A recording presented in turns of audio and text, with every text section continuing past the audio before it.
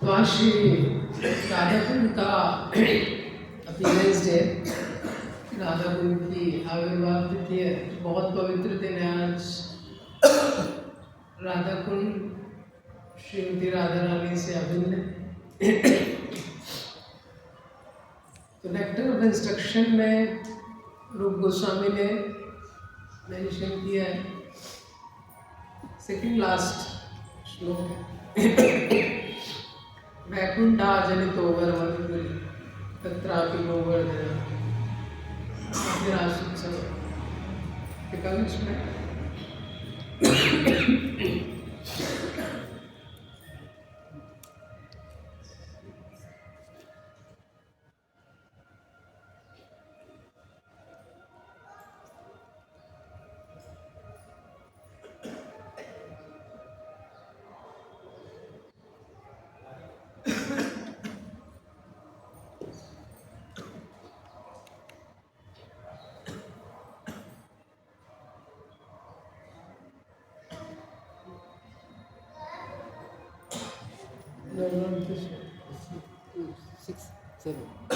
और नीचे और सेकंड लास्ट श्लोक होगा,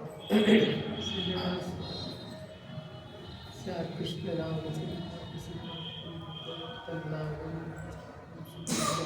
नेक्स्ट।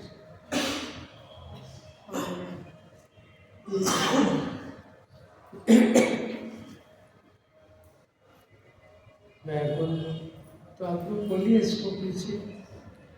वैकुंठा जनितो वरा मधुपुरी तत्रापि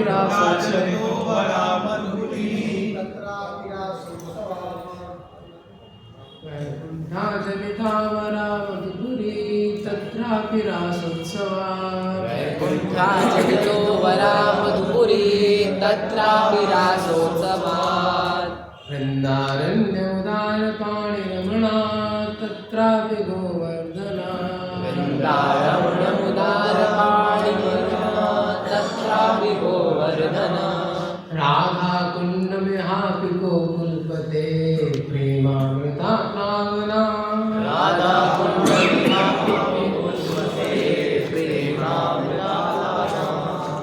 कुर्यादस्य विराजितो गिरितटे सेवां विवेकिनका।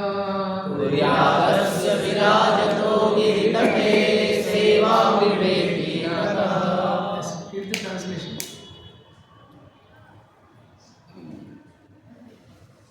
The holy place known as Mathura is spiritually superior to Vaikuntha, the transcendental world, because the Lord appeared there. Superior to Mathura, Puri is the transcendental forest of Vrindavan, because of Krishna's Ras Leela pastimes. And superior to the forest of Vrindavan is Govardhan Hill, for it is raised by the divine hand of Sri Krishna, and was the site of his various loving pastimes. And above all, the super excellent Sri Radha Kunda stands supreme, for it's overflooded with the ambrosial nectarian prema of the Lord of the Gokula, Krishna, where when it is then that intelligent person who is unwilling to serve this divine Radha Kunda, which is situated at the foot of Govardhan Hill. तो इस पूरी सृष्टि में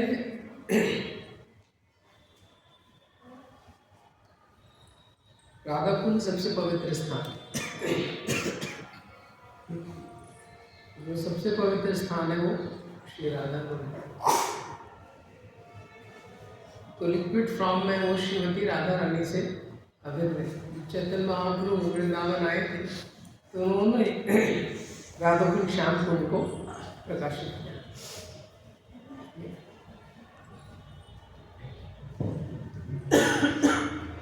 तो राधा रानी जो है वो service personified है। राधा कृष्ण शक्ति, कृष्ण पूर्ण शक्तिमान।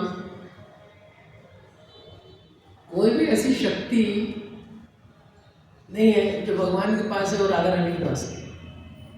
राधा कृष्ण वैसे एक ही हैं, लेकिन जब भगवान आनंद लेना चाहते हैं तो किसी संसार की वस्तु से आनंद नहीं लेते, वो एक कैलिबर का उनको चाहिए एंजॉयमेंट, तो लादिनी शक्ति है।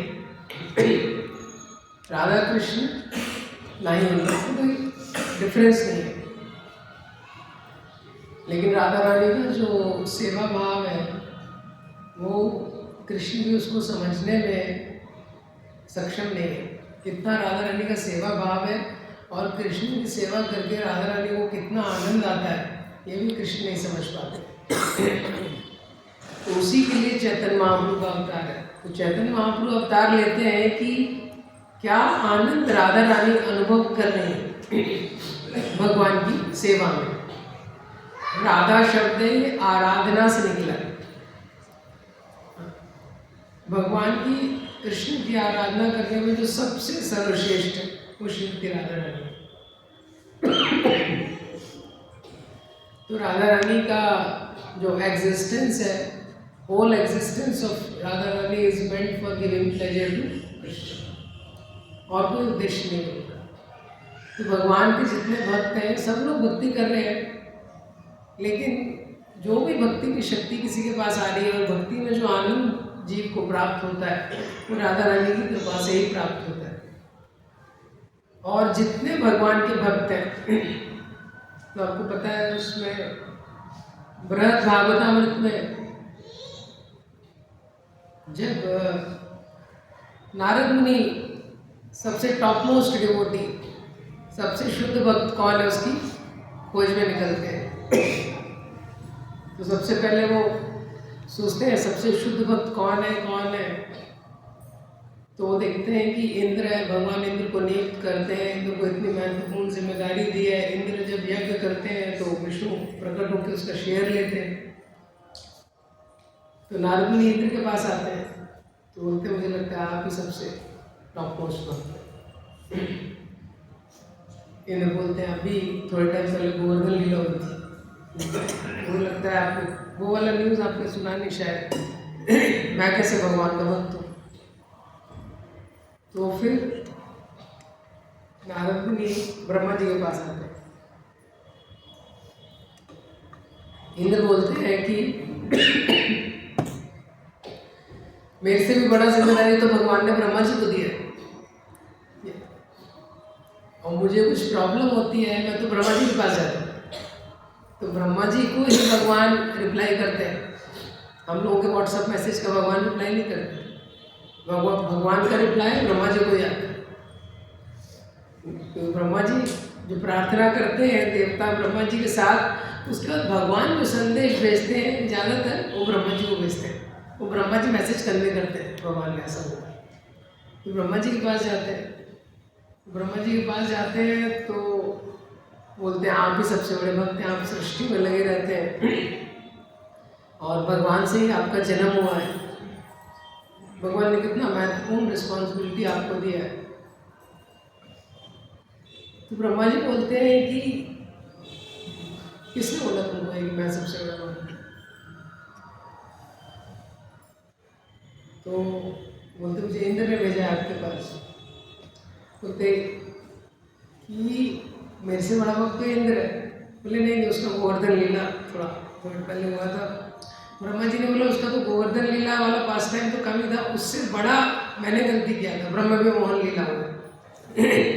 तो जो गोवर्धन लीला हुआ है उसमें सारे ब्रजवासी हैं, सारे को बालक हैं तो साथ में आते हैं। तो भगवान के लिए सारे ब्रजवासियों के लिए बहुत बड़ा फेस्टिवल होता है। लेकिन मैंने तो बहुत बड़ा पाप किया है, मैंने ब्रजवासियों को जो गाय बछड़े उनको कृष्ण से सेपरेट किया। तो मैं तो इंद्र से ही बड़ा था, इंद्र मेरे से अच्छा भक्त है। तो नारद मुनि बोलते वहाँ से तो मैं आ ही रहा हूँ, और कोई दूसरा बताइए। तो ब्रह्मा जी बोलते हैं कि भक्त तो शिव जी है, लेकिन निरंतर ना कुछ घर है ना कुछ है, पूरी तरह से विरक्त है, निरंतर भगवान के नाम में अब्जॉर्व रहते हैं। निरंतर भगवान के नाम में लगे रहते हैं। शिव जी के पास जाते हैं तो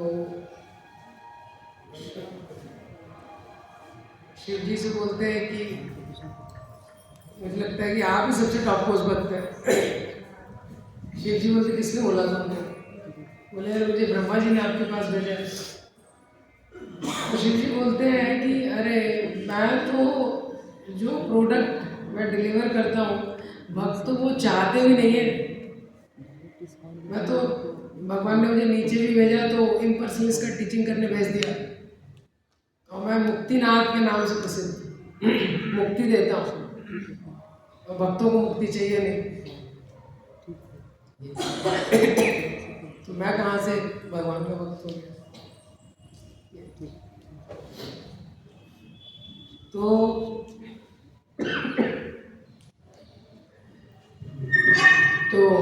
जब भक्तों को ये चाहिए नहीं है तो मैं कैसे भगवान का भक्त हो गया?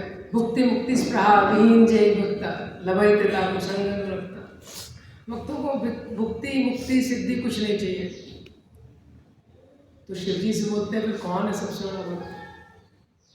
तो बोलते हैं भक्त तो प्रहलाद।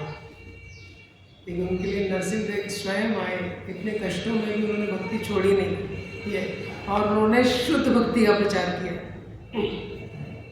प्रहलाद महाराज की जो प्रार्थनाएं हैं, शिक्षाएं हैं, शुद्ध भक्ति का प्रचार है।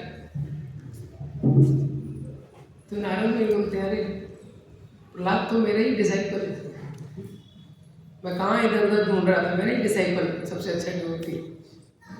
प्रहलाद महाराज के पास आते हैं, प्रहलाद महाराज को बोलते हैं मुझे पता नहीं था कि आप ही सबसे उत्तम भक्त हैं।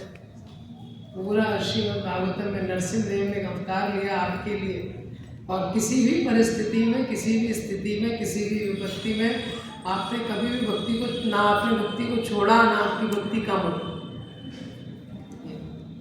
आप श्रवण के आचार्य। तो प्रहलाद महाराज बोलते मैं कौन सा भक्त हूँ? किसने बोला आपको कि मैं भक्त? मुझे शिव जी ने भेजा है। मैं कहाँ भक्त हूँ? भक्त का मतलब जो भगवान की सेवा करता है। भक्त का मतलब क्या है? जो भगवान की सेवा करता है। मैं तो नरसिंहदेव का कुछ भी सेवा कर ही नहीं पाया, क्योंकि नरसिंहदेव जब प्रकट हुए तो कोई भी महान इम्पोर्टेंट गेस्ट आपके यहाँ आता है, कोई भी बहुत प्रसिद्ध व्यक्ति आता है, कम से कम आप उसको एक माला तो पहनाते हैं। आप उसको बैठने के लिए बोलेंगे, माला पहनाएंगे, कुछ देंगे। तो मैं भगवान को कुछ भी सेवा नहीं कर पाया। तो मैं भगवान को सीट भी नहीं दे पाया बैठने के लिए, भगवान खुद ही बैठ गए। हिरण्यकशिपु के उसमें खुद ही बैठ गए भगवान सिंहासन में। और फिर माला मैंने दिया नहीं, माला नहीं दिया तो खुद ही माला निकाल ली हिरण्यकशिपु के पेट से, और खुद ही पहन लिया माला में। भगवान आए चले गए, कुछ भी सेवा नहीं कर पाए। भक्त तो हनुमान जी है। हनुमान जी ने कितनी सेवा की है भगवान की। तो हनुमान जी ने भगवान के लिए कितना सेवा किया, समुद्र को जंप किया, लंका का दहन किया, सीता का पता लगाया, लक्ष्मण जी के लिए संजीवनी बूटी लेके आए, कितना सेवा किया। ठीक है, हनुमान जी के पास जाते हैं तो हनुमान जी बोलते किसने बोला आपको कि मैं भगवान का भक्त हूँ? तो उन्होंने मुझे प्रहलाद ने भेजा कि मैं कहाँ भक्त हूँ? जो भगवान का अगर मैं सबसे अच्छा भक्त होता तो मुझे लेके नहीं जाते साथ में। अगर मैं भगवान का सबसे अच्छा भक्त होता तो मुझे साथ में लेके जाते। अयोध्या से भगवान साकेत धाम गए हैं, सारे अयोध्या वासियों को लेके चले गए, मुझे बोला तुम यहीं रहो। तो भक्त तो पांडव है, पांडवों के साथ भगवान हमेशा रहे, पर्सनल एसोसिएशन दिया। मुझे तो पर्सनल एसोसिएशन तो मिला नहीं। हमेशा पांडवों के साथ रहे, उन्हीं के साथ घूमते रहे, सारथ्य पार्षद सेवन सौख्य दौत्या, इतनी सारी सेवाएं की। तो पांडवों के पास गए, पांडवों ने बोला हम कहाँ भक्त हैं? जो भक्त होता है वो तो भगवान की कीर्ति का प्रचार करता है। तो भक्त होता है वो प्रचार करता है। हमारा तो लाइफ है एंटी प्रीचिंग का लाइफ। अगर किसी को पता चल जाए कि भक्ति करने के बाद ये मिलने वाला है, कोई भी भक्ति में नहीं आएगा। जैसे पांडवों का जीवन है, बोला ऐसा हमारा जीवन है, किसी को पता लग जाएगा तो कोई भक्ति करेगा ही नहीं, तो वो प्रीचिंग करेगा, एंटी प्रीचिंग कर देगा। तो इस तरह बहुत लंबा है, पूरा ग्रंथ है। पांडवों ने उग्रसेन महाराज के पास भेजा, बोले उनको भगवान ने राजा बनाया, उनका प्रीचिंग अच्छा है। उग्रसेन महाराज ने बोला मैं कहाँ भक्त। उन्होंने उद्धव के पास भेजा। उद्धव ने बोला मैं भी ऐसे सोचता था कि मैं ही भगवान का सबसे बड़ा भक्त हूँ। लेकिन जब ब्रज में आया तो मुझे पता चला कि भक्ति की तो मैंने शुरुआत ही नहीं की है अभी।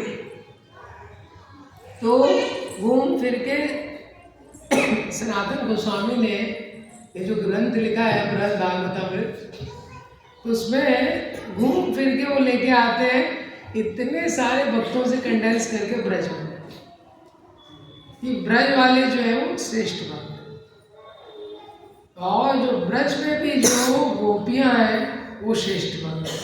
और ऐसी अनंत गोपियां हैं, उन अनंत गोपियों में जो 108 सखी हैं वो श्रेष्ठ है। उसमें भी जो अष्ट सखी है वो क्या है, वो श्रेष्ठ है। और अष्ट सखी में भी ललिता और विशाखा, और इन सब में भी श्रेष्ठ है कौन, श्रीमती राधा रानी। तो राधा रानी के गुणगान के लिए उन्होंने पूरा लिखा है इतना सब डिटेल, इतने सब डिटेल से कि कितनी महान श्रीमती राधा रानी की भक्ति है।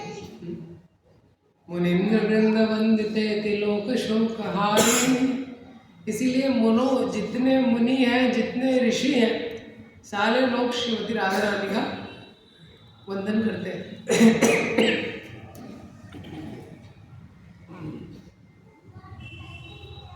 तो श्रीमती राधा रानी का जो सर्विस एटीट्यूड है वो बहुत स्पेशल है। प्रभुपाद जी ने इसलिए जो राधा रानी है, राधा और कृष्ण का जो संबंध है, तो भारत में लोगों को उसके लिए बहुत भ्रांतियाँ हैं, इसलिए प्रभुपाद जी ने बहुत सम्मान के साथ इस्कॉन में श्रीमती राधा रानी को इस्टेब्लिश किया। ये जो राधा रानी का नाम भी है श्रीमती राधा रानी, ये प्रभुपाद जी ने रखा है। कृष्णा के लिए केवल कृष्णा, ना कुछ आगे है ना कुछ है। जैसे कुछ ऑर्गेनाइजेशंस में श्री कृष्णा बोलते हैं, लेकिन इस्कॉन में केवल कृष्णा। लेकिन राधा रानी के लिए प्रभुपाद जी ने 2 एडजेक्टिव यूज किए, श्रीमती और रानी। She is the queen of Vrindavan, ब्रजेश्वरी ब्रजाधिपे शिराधिके नमोस्तुते। तो वृंदावन की क्वीन है और श्रीमती, एक सम्मान के साथ, जिससे किसी को ऐसा नहीं लगे राधा रानी के लिए, क्योंकि लोग प्रभुपाद जी को पता था लोगों का माइंड, तो लोगों को राधा कृष्ण के संबंध के बारे में बड़ा होता, इसलिए। तो जब से श्रीमती राधा रानी का जन्म हुआ है, जन्म की भी बहुत पता है। रावल में श्रीमती राधा रानी का बर्थ प्लेस है, वहाँ पे राधा रानी का विग्रह है बच्चे के रूप में। वहीं भी एक राधा रानी का विग्रह है छोटे बच्चे के रूप में। तो बचपन से ही राधा रानी जैसे जब जन्म हुआ, आंखें वगैरह नहीं खोली, आपको पता है बोली, तो राधा रानी का भाव कृष्ण की सेवा का था शुरू से लेके अंत तक। और राधा रानी और कृष्ण की मैरिज भी हुई है। वैसे जो राधा रानी का कुंडली दिखाते हैं तो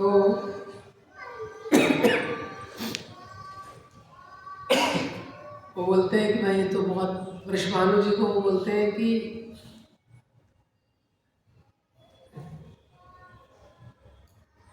इनकी शादी तो कोई, तो वो पूछते हैं वृषभानु जी इसकी शादी कब होगी, कैसे होगी? बोले इसकी शादी कराने में तो कोई समर्थ है नहीं, केवल ब्रह्मा विष्णु और शिव करा सकते हैं। अब लेकिन क्या है, विष्णु डिटैच है और शिव जी वैरागी है और ब्रह्मा जी बिजी है, तो ब्रह्मा जी को अगर टाइम मिल गया तो करा दे, ऐसा बोलते हैं। तो मांडीर वन में राधा रानी का विवाह हुआ है। विवाह तो 5 बार हुआ है कृष्ण के साथ, लेकिन फिर भी क्या है, आच्छादित है वो, क्योंकि जो पारकी रस है उसमें अलग टेस्ट है, तो भगवान ने उसको ऐसा मेंटेन करके रखा है। तो एसेंशियली राधा रानी का तो क्या तत्व है वो हमारी समझ के परे है। इस पूरी सृष्टि में 2 ही लोग उसको समझ पाए, चैतन्य महाप्रभु और माधवेंद्र। राधा रानी का जो महाभाव है, यही 2 लोग उसको जानते हैं। तो उनके जीवन के माध्यम से थोड़ा सा हम जान सकते हैं। आज राधा रानी का आविर्भाव तिथि है, राधा कुंड का आविर्भाव तिथि है, जो राधा रानी से अभिन्न है। तो राधा रानी से हम उस सेवा भाव की याचना कर सकते हैं। तो दोपहर में भी राधा दामोदर जी का अभिषेक भी होगा, और अगर राधा रानी की कृपा रही तो शाम को हम लोग बरसाना भी चलेंगे। तो बहुत पवित्र दिन है ये, और बहुत हमारा सौभाग्य है कि हम लोग इस दिन ब्रज में हैं, जिस दिन राधा कुंड का प्राकट्य हुआ है। तो माधवेंद्रपुरी जो है वो सर्विस एटीट्यूड को रिप्रेजेंट करते हैं। माधवेंद्रपुरी गोवर्धन में, ये माधवेंद्रपुरी के शिष्य थे ईश्वरपुरी, उनके शिष्य थे चैतन्य महाप्रभु। माधवेंद्रपुरी गोवर्धन में गोविंद कुंड के वहाँ पे रहते थे और गोविंद कुंड के वहाँ पे वो रहते थे। अभी भी वो जगह है जहाँ पे वो भजन करते थे और निरंतर भगवान के स्मरण में रहते थे और अजगर वृत्ति को उन्होंने धारण किया था। किसी से कुछ मांगने नहीं जाते थे, अपने आप किसी ने कुछ दे दिया तो दे दिया, भजन करते रहते थे वहीं पे। भक्ति की बहुत, भगवान के नित्य पार्षद हैं और भगवान की लीला स्मरण में ही वो समाधि में रहते थे। तो एक बार एक बालक उनके लिए दूध लेके आता है, तो वो पूछते हैं कि तुम कौन हो? तो बोलता है बाबा मैं यहाँ पे रहता हूँ। तो यहाँ पे कुछ लोग मांग के खा लेते हैं, जो मांग के नहीं खाते हैं मैं उनको देखता हूँ, मैं उनको देने जाता हूँ। तो वो बोलते हैं ये आप ले लो दूध, मैं लेने आऊँगा एक बार तक। तो दूध को ग्रहण कर लेते हैं, माधवेंद्रपुरी जैसे दूध लेते हैं, दिव्य उन्माद में चले जाते हैं, वापस समाधि में चले जाते हैं और समाधि में फिर उनको वो बालक जो है वो दर्शन देता है और वो बोलता है बहुदिन तुम्हारा पथ कोरी परीक्षण, कबे आसी माधवा में कोरी बेसेवन। तो भगवान उनको सपने में आके बोलते हैं अरे कब से मैं तुम्हारा इंतजार कर रहा हूँ माधवेंद्रपुरी, बहुदिन तुम्हारा पथ कोरी परीक्षण, कब से मैं ये रास्ता देख रहा हूँ, इतने लोग गोवर्धन परिक्रमा कर रहे हैं, मैं देख रहा हूँ कब माधवेंद्रपुरी आएंगे। बहुदिन तुम्हारा पथ करी परीक्षण, कबे आसी माधवा में, कब माधवेंद्रपुरी आएंगे और मेरी सेवा करेंगे। मैं यहाँ पे नीचे पड़ा हुआ हूँ, कब से धूल लगी हुई है, इतनी गर्मी है, झाड़ियों के बीच में। श्री गोपाल नाम मोरा गोवर्धन धारी। तो बोलते हैं मेरा नाम गोपाल है, भगवान अपना खुद नाम बता देते हैं। गोवर्धन धारी है, गोवर्धन को धारण करने वाला मैं ही हूँ। श्री गोपाल नाम मोरा गोवर्धन धारी, व्रजेरा स्थापितामि यहाँ अधिकारी। मेरी यहाँ पे स्थापना करो, यहाँ का इंचार्ज मैं हूँ। यहाँ के अधिकारी कौन है? मैं ही यहाँ का अधिकारी, मेरे अंडर में सब कुछ चलता है। तुम्हारा प्रेम वश करी सेवा अंगीकार, तुम्हारे प्रेम के कारण तुम्हारी सेवा को स्वीकार करना चाहता हूँ। इस संसार में कोई भी वस्तु की चीज जरूरत भगवान को नहीं है और कोई भी परिस्थिति भगवान को बाध्य नहीं कर सकती, लेकिन भक्त का प्रेम ही वो एक चीज है जिससे भगवान को बाधित किया जा सकता है। पत्रम पुष्पम फलम तोयम यो में भक्त्या प्रयच्छति तदहम भक्ति उपहरणम अश्नामि प्रियतम। भगवान 11वें स्कंद में बोलते हैं कि जैसे सती स्त्री अपने पति को अपने वश में रखती है, ऐसे जो मेरे भक्त हैं मुझे अपने वश में रखते हैं। तो बोलते हैं तुम्हारे प्रेम वश करी सेवा अंगीकार, तुम्हारे प्रेम के कारण मैं तुम्हारी सेवा लेना चाहता हूँ। दर्शन दिया निस्तारीला समस्त संसार, और जब तुम मुझे स्थापित करोगे मैं दर्शन दूंगा और सारे संसार का डिलीवर कर दूंगा, सारे संसार का उद्धार कर दूंगा। और माधवेंद्रपुरी उठते हैं, जैसे ही पता चलता है सारे गांव वालों को लेके आते हैं, फावड़ा वगैरह सब लेके आते हैं, खुदाई की जाती है, धूल मिट्टी से हटा के नीचे से गोपाल जी का विग्रह प्रकट होता है। उसको गोवर्धन के ऊपर फिर एक अच्छी शिला धुली जाती है, उसका अभिषेक स्नान कराया जाता है, उस पर फिर गोपाल जी को स्थापित किया जाता है। फिर जब गोपाल जी का स्थापित हो गया, भगवान आए हैं, तो तुरंत फिर भगवान का अभिषेक किया जाता है, नए वस्त्र पहनाए जाते हैं, भगवान का अभिषेक किया जाता है, भोग लगाया जाता है। और भगवान के भोग के लिए बहुत सारी सामग्री लाई जाती है और फिर अन्नकूट सेलिब्रेट किया जाता है। और भगवान को भोग लगाना है तो सारे बहुत तरह तरह के व्यंजन बनने लगते हैं, बहुत सारा फीस्ट बनने लगता है। सारे गांव वालों को, आसपास के जितने गांव को पता लग जाता है, सब अपने अपने गांव से जो भी उनके पास होता है दूध दही अनाज सब लेके आने लगते हैं। ये ब्रज वालों का सहज भाव है, वो सब कुछ भगवान को अर्पण करना चाहते हैं और अन्नकूट फेस्टिवल चालू हो जाता है। 2 महीने चलता है पूरा, 1 दिन 2 दिन नहीं, चलते रहता है। कभी कोई ला रहा है, कभी कोई ला रहा है। जितने व्यापारी होते हैं भगवान के लिए बहुत सारे अलंकार वस्त्र आदि आने लगते हैं। भगवान की 3 समय की पूजा वगैरह, ये सब मैनेज कौन कर रहा है? माधवेंद्र पुरी। अपनी लाइफ में जिसने 0 मैनेजमेंट किया है, वो खाने का भी मैनेजमेंट नहीं किया उन्होंने अपने लिए। आ गया तो आ गया, नहीं तो छोड़ दिया। लेकिन भगवान के लिए वो इतना मैनेजमेंट कर रहे हैं, पूरा मैनेजमेंट कर रहे हैं। आरती कौन करेगा, ये कौन करेगा, क्लीनिंग कौन करेगा। और 2 महीने तक ये फेस्टिवल चल रहा है, 1 दिन 2 दिन नहीं, पूरा चलते जा रहा है ये। तो कोई गो, किसी के घर में गाय, हर घर से एक गाय दान दे रहे हैं। Thousands of the cows became property of Gopal. वैसे तो सभी भगवान की प्रॉपर्टी है, लेकिन फिर भी जो भी हमारे पास है भगवान का ही है। तो इस प्रकार से गोपाल जी की जो ट्रेजरी है, चैतन्य चरितमृत मध्य लीला में लीला आती है, वो बढ़ती जा रही थी। सब लोग दान कर रहे थे, बहुत सारा अनाज आ रहा था, कोई गाय दान दे रहा है। तो माधवेंद्र पुरी पूरा मैनेज करते थे, दिन भर, रात में थोड़ा सा दूध लेते थे। माधवेंद्र पुरी का सेवा भाव बहुत हाई था। इतने समय तक जो केवल भजन में, और भजन में भी एकदम एब्जॉर्ब थे भगवान के लिए, उन्होंने इतना मैनेजमेंट लिया, इतना सेवा किया। और तभी उनको 2 बंगाल के पुजारी मिल जाते हैं, पसंद आ जाते हैं, उनको रख लेते हैं। तभी से बंगाली पुजारी की परंपरा चालू हो गई। माधवेंद्र पुरी रख लिए थे, 2 बंगाल के पुजारी थे, उनको लगा ये अच्छे हैं, उसको वहीं रख लेते हैं। अब ऐसा चलते रहता है। उसके बाद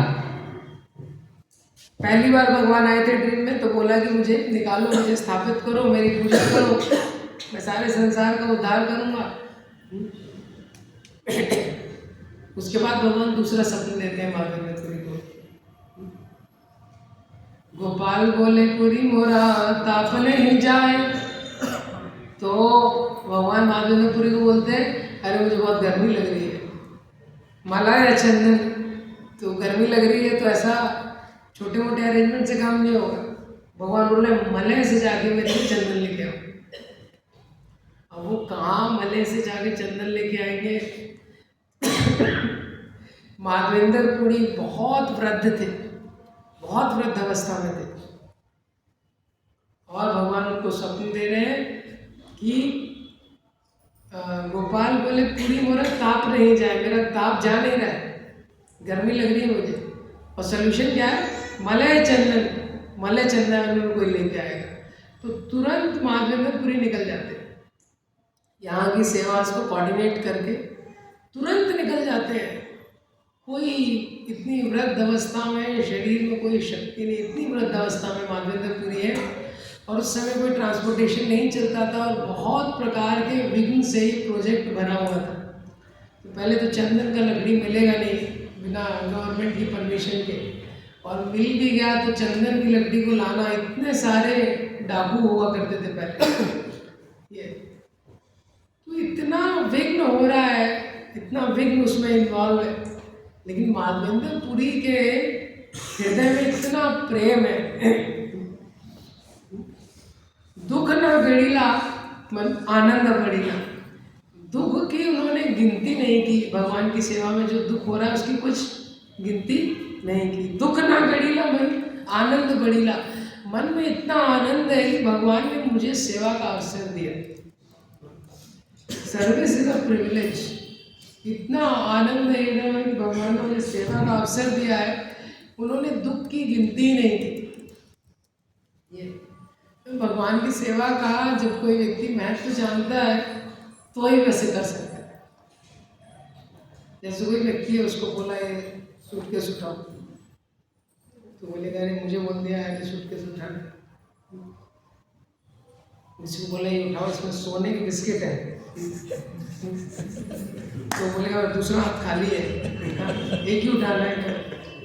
जब व्यक्ति किसी चीज़ का वैल्यू जानता है, तो बाद में पूरे अकेले निकल जाते हैं और भगवान की सेवा के लिए चलते चलते पहुंचते हैं रेमुना।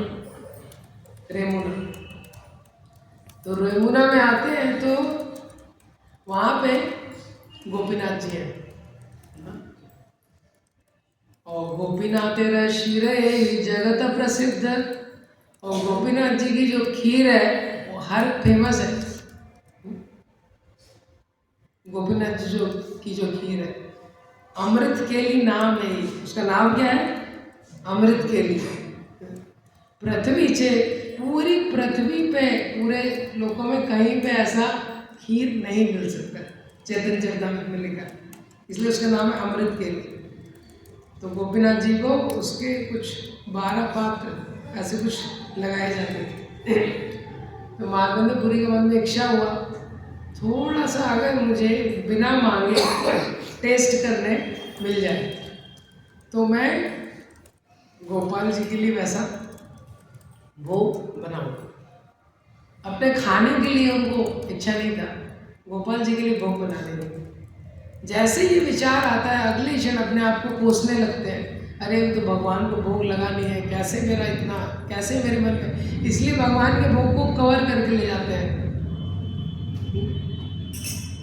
क्यों? ताकि लोगों की दोष दृष्टि ना पड़े, नहीं तो लोग देख के पहले ही खा लेते हैं उसको। वैसे नहीं खा सकते, लेकिन देख के आंखों से खा लेते हैं, इसको कवर करके ले जाते हैं। तो माधवेंद्रपुरी के मन में इस प्रकार से अपने आप को कोसने लगे। तो भगवान ने ग्रहण नहीं किया, लेकिन भगवान सबके हृदय में बैठे हुए हैं। सर्वस्य चाहम विष्णु मत्ता स्मृति ज्ञानम अपोहनम चा। भगवान ने बोला कि मेरी भक्ति इच्छा है, तो 12 में से एक पात्र उन्होंने अपने धोती के पीछे छुपा लिया। तो जब रोज वो खीर का भोग लगता था, बढ़ता था, तो पुजारी ने देखा एक पात्र कम कैसे हो गया, तो उसको लगा कोई बात नहीं। महाप्रसाद के स्कैंडल्स मंदिर में भी होते रहते, महाप्रसाद के आगे पीछे हो जाते। बद्री नारायण महाराज बताते हैं, इसलिए भक्तों के लिए क्या मूल्यवान है वो अलग है। किसी का पर्स मंदिर में छूट गया, किसी का लैपटॉप छूट गया, किसी का मोबाइल छूट गया, वो कहीं नहीं जाएगा। लेकिन अगर आपको प्रसाद छूट गया तो गायब हो जाएगा। ये तो उसको लगा गायब कर दिया होगा किसी ने। रात में भगवान ने उसको स्वप्न दिया, उठे पुजारी उसको उठाया भगवान ने रात में। कौन उठा रहा है? एकदम आँख देखा, भगवान बोल रहे उठने के लिए, आँख खोली, भगवान ने सपने में बोला उठो, स्नान करो, मेरा दरवाजा खोलो, और धोती के पीछे मैंने एक क्या है, खीर का पात्र रखा है। किसके लिए? माधवेंद्रपुरी के लिए, मेरा भक्त है, उसको दे के आओ। पुजारी तुरंत हड़बड़ा के उठा, स्नान किया, भगवान का दरवाजा खोला और देखा भगवान की धोती के पीछे एक खीर का पात्र रखा है। इस तरह से गोपीनाथ जो है खीर चोर गोपीनाथ हो गए। खीर चोर गोपीनाथ की जय। भगवान ने अपने भक्त के लिए खीर चोरी कर ली, और जो पुजारी था वो एक्साइटमेंट में आके ढूंढने लगा, चिल्लाने लगा, कौन है माधवेंद्रपुरी, कौन है माधवेंद्रपुरी, भगवान ने खीर चोरी की है। माधवेंद्रपुरी को लगा ये तो अच्छा नहीं है, अभी तो तुरंत न्यूज़ में आने लगेगा, वीडियोस वायरल हो जाएंगे, अब इतनी बड़ी चीज़ होगी, भगवान ने खीर चोरी कर ली है। तो तुरंत माधवेंद्रपुरी को लगा कि यहाँ से चलना चाहिए मुझे। तो उसने माधवेंद्रपुरी को ढूंढा, माधवेंद्रपुरी को खीर दी। माधवेंद्रपुरी बड़े हर्षित हुए कि भगवान का कैसा आदान प्रदान है, मैं इतना पापी व्यक्ति हूँ, लेकिन फिर भी भगवान ने, तो माधवेंद्रपुरी ने उस खीर को ग्रहण किया, और वो जो पात्र था उसको उन्होंने रख लिया। क्या? वो जो मिट्टी का पात्र था, और रोज माधवेंद्रपुरी वो मिट्टी का जो पात्र था उससे थोड़ी थोड़ी मिट्टी लेते थे और भगवान के प्रेम का आस्वादन करते थे। लेकिन माधवेंद्रपुरी की ख्याति इतनी फैल गई तो माधवेंद्रपुरी को लगा मुझे यहाँ से चलना चाहिए, तो यहाँ से गए वो, लेकिन उनकी ख्याति पहले पहुँच गई जगन्नाथपुरी। तो जगन्नाथपुरी गए, जगन्नाथपुरी के वहाँ से चंदन लेने के लिए, लेकिन सबको पता चल गया यही माधवेंद्रपुरी है, इनके लिए भगवान ने खीर चोरी की। तो माधवेंद्रपुरी को ना भोग की इच्छा थी ना उनको प्रतिष्ठा की इच्छा थी, वो केवल भगवान की सेवा करना चाहते थे। जब जगन्नाथपुरी में सबको पता चल गया तो माधवेंद्रपुरी ने बोला कुछ बात कि चलो अभी प्रतिष्ठा फैल ही गई है, इसका उपयोग कर लिया जाए सेवा में। तो उन्होंने बोला कि अगर आप मेरे को कुछ हेल्प करना चाहते हैं, गवर्नमेंट का परमिशन दे दीजिए और मुझे चंदन लेके जाना है गोपाल जी के लिए। तो जो वहाँ पे राजा रहते हैं अपने कुछ सेवकों को माधवेंद्रपुरी के साथ भेजते हैं और चंदन की लकड़ी का व्यवस्था करते हैं, और चंदन की लकड़ी लेके माधवेंद्रपुरी आते हैं।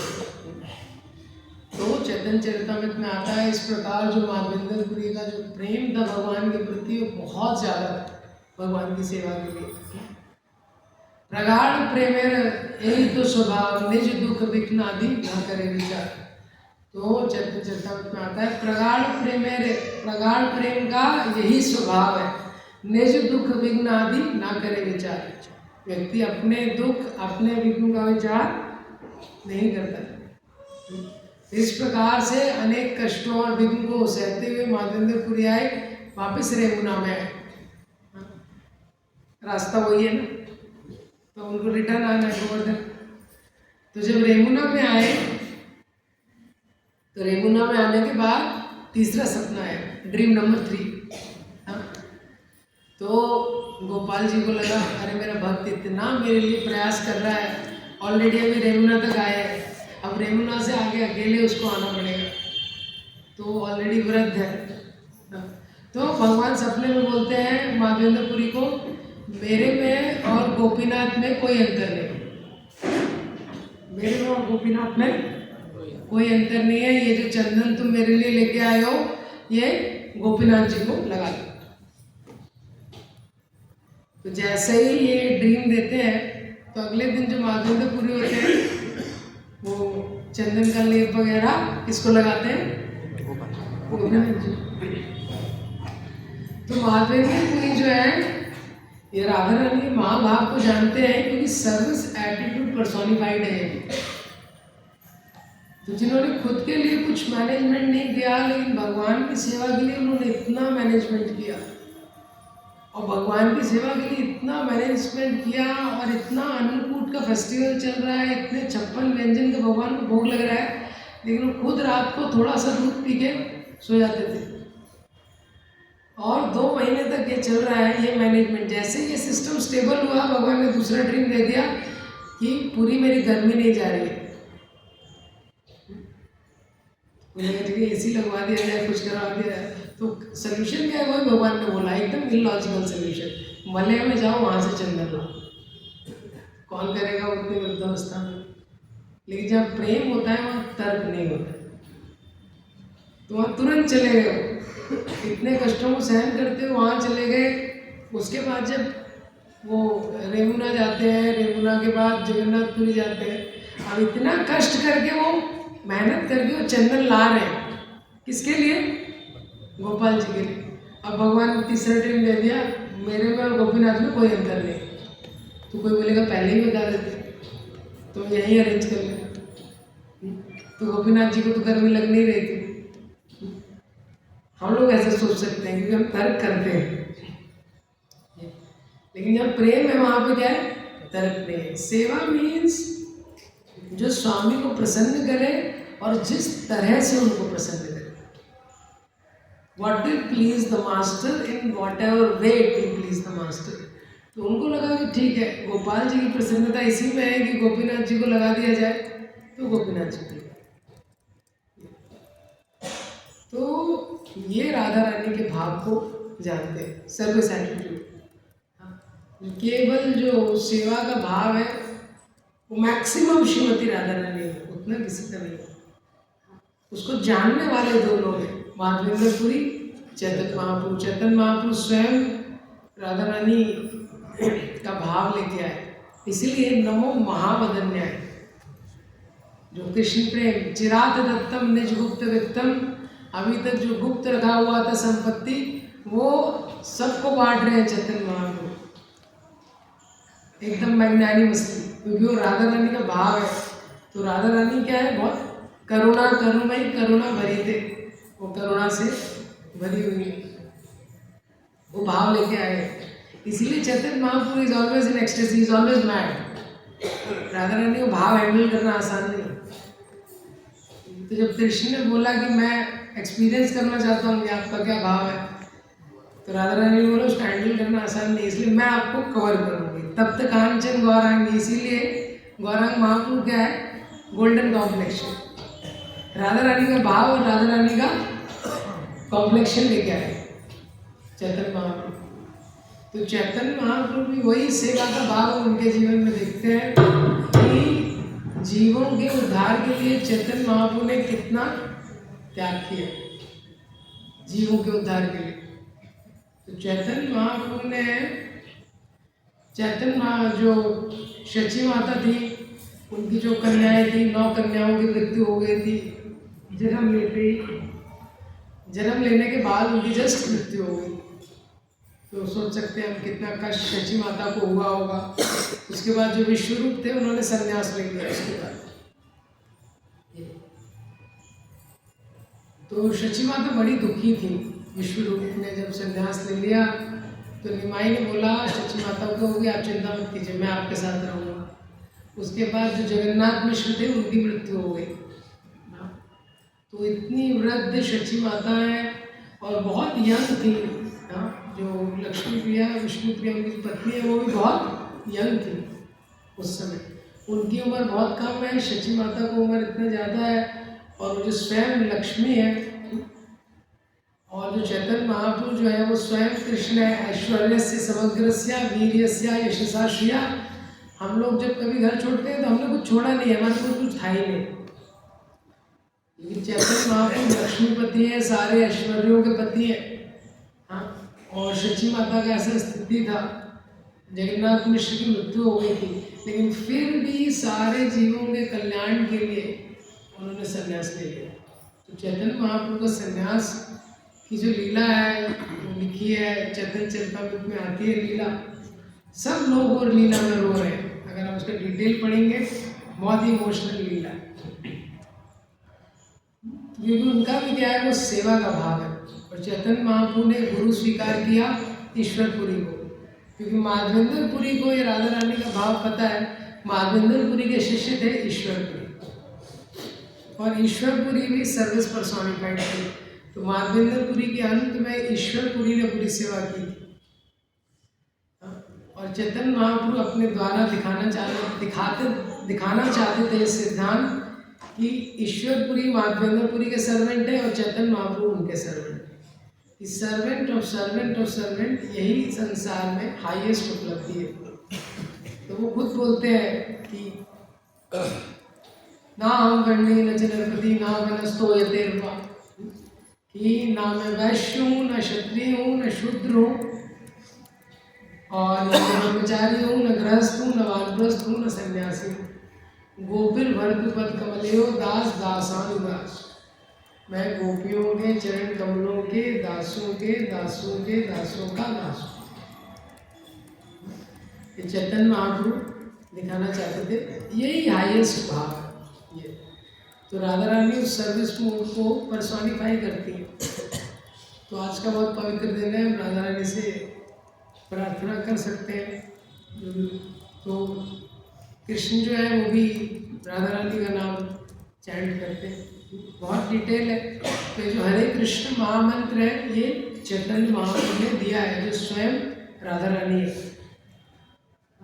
और चैतन्य महाप्रभु ने बताया ये जो मंत्र है ये हमको भगवान का प्रेम दे सकता है, हाईएस्ट थिंग अवेलेबल, ये जो हरे कृष्ण महामंत्र है।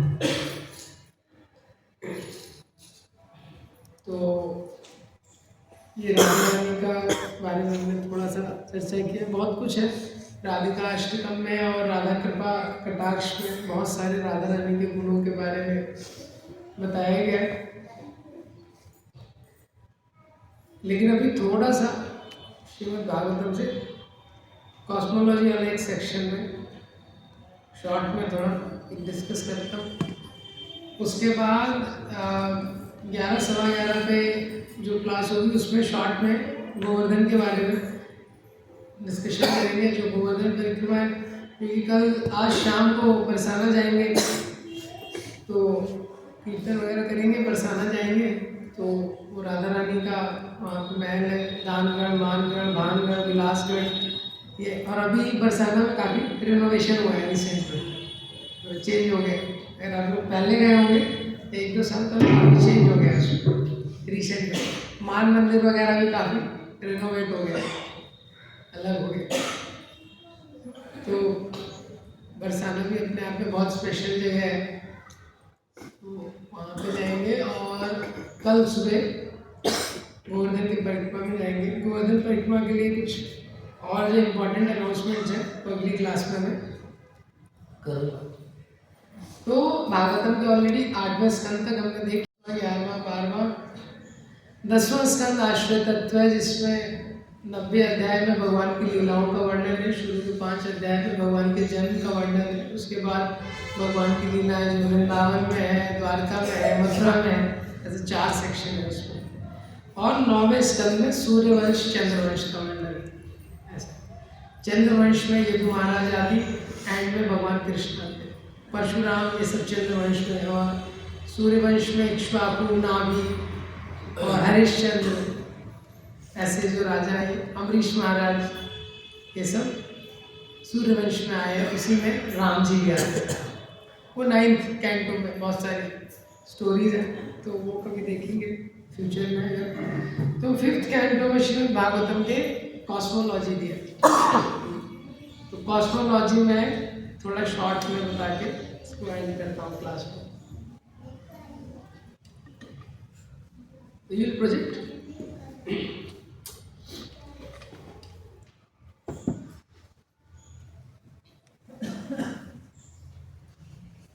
ये लाइट बंद कर दो तो दिखेगा ये वाला। इसे प्रोजेक्ट करो।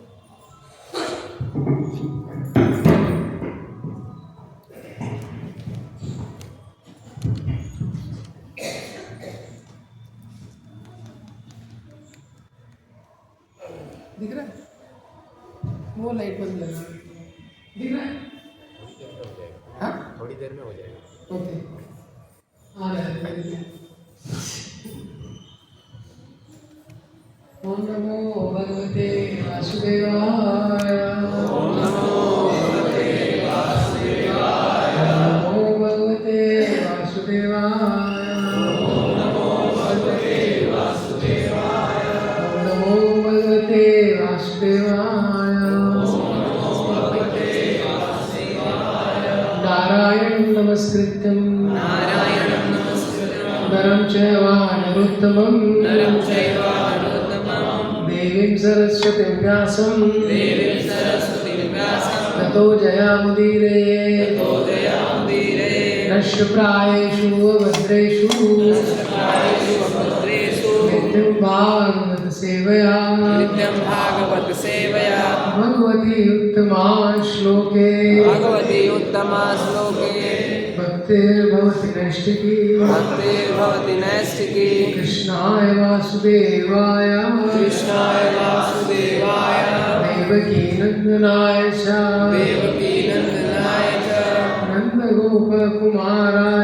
नंदगोपकुमाराय गोविंदाय नमो नमः।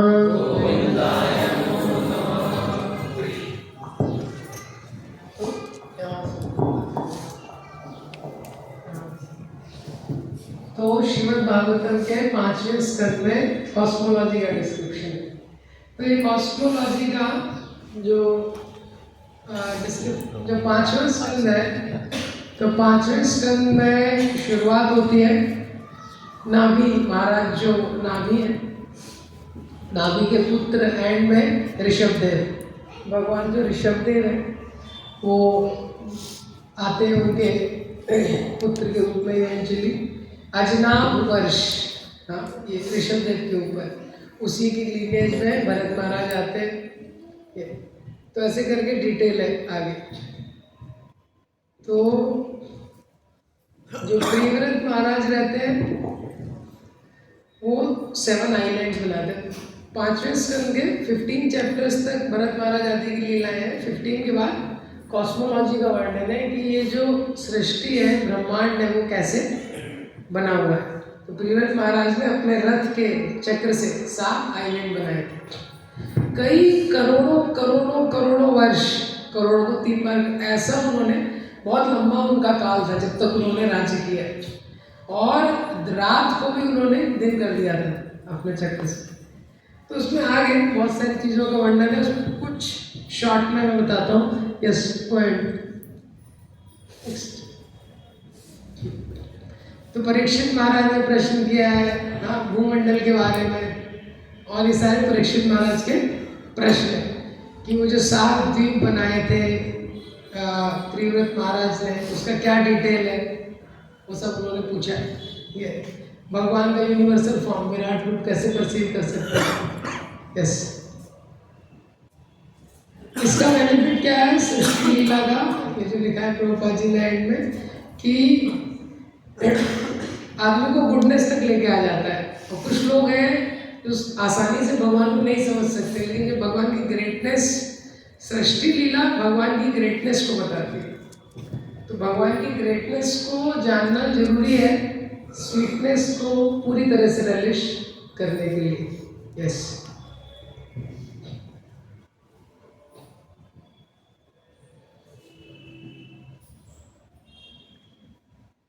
Yes, next. तो जब सुखदेव गोस्वामी ये आंसर करने लगते हैं, जब परीक्षित महाराज भगवान की सृष्टि के बारे में पूछते हैं, तो सुखदेव गोस्वामी बोलते हैं जैसे कि भगवान अनंत है, हाँ, इसी तरह जो भगवान की सृष्टि का विस्तार है, इसको पूरी तरह से एक्सप्लेन करना असंभव है। लेकिन फिर भी मैं जितना वाला बता सकता हूँ मैं बता रहा हूँ। तो ये अर्थ का रेडियस है जनरली इतने योजन, 1 योजन मतलब 8 माइल रहता है, 13 किलोमीटर्स। और यूनिवर्स के जितने डायमेंशन है, या तो KY में रहते हैं या MY में। किलो योजन 1000 योजन के बराबर है। 1000 योजन मतलब इंटू 13,000 किलोमीटर, और ये मिलियन योजन 100 इंटू किलो योजन। तो ये भूमंडल है। तो भूमंडल के इसमें क्या है, 7 द्वीप है। द्वीप मतलब जो लैंड है, 2 वाटर बॉडीज के बीच में रहता है, दोनों तरफ पानी है, बीच में लैंड है, वो द्वीप रहता है। और दोनों तरफ माउंटेन है, बीच में जो लैंड रहता है उसको वर्ष बोलते हैं। तो द्वीप और वर्ष, वर्ष मतलब माउंटेन से घिरा हुआ है, पर्वत श्रृंखला से, और द्वीप मतलब पानी से। तो ये भूमंडल है, ये दिया है, इसमें 7 द्वीप, 7 ओशन है, और इसके ऊपर नीचे लोग हैं, ब्रह्मलोक का आउटर कवरिंग है। यस,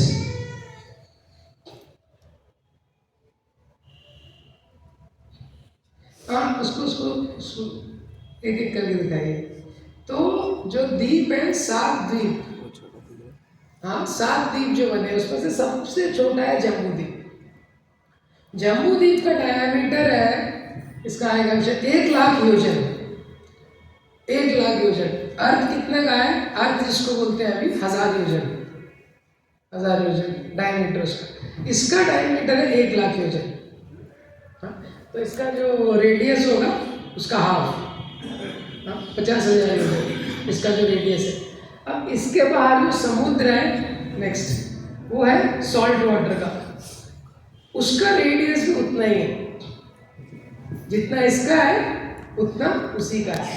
अब इससे डबल है नेक्स्ट वाला, ये है प्लाश, प्लाश द्वीप। और इसके बाहर कौन सा ओशन है, शुगर केन जूस, तो गन्ने के जूस का सागर है इसके बाहर। तो ये वाला जो है इसके डबल है जम्बू द्वीप के, और वो जो ओशन है वो भी उसके डबल है, सेम, मतलब जो द्वीप का साइज है उतना ही उसका है। ये तो पहला खारे पानी का सागर है, उसके बाद शुगर केन का सागर है, उसके बाद ये क्यों नहीं दिख रहा है? वो लाइट जल रहा है इसलिए ये नहीं दिख रहा है। सालमली द्वीप है यहाँ।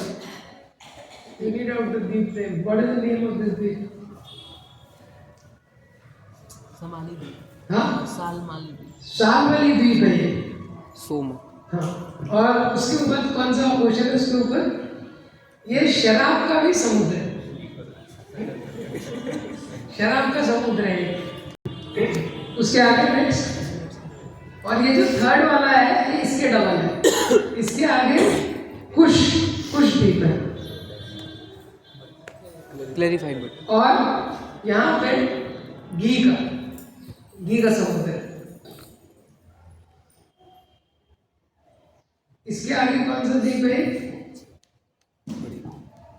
क्रोंच द्वीप है। हाँ, क्रोंच द्वीप है। हाँ। और इसके आगे दूध का समुद्र है।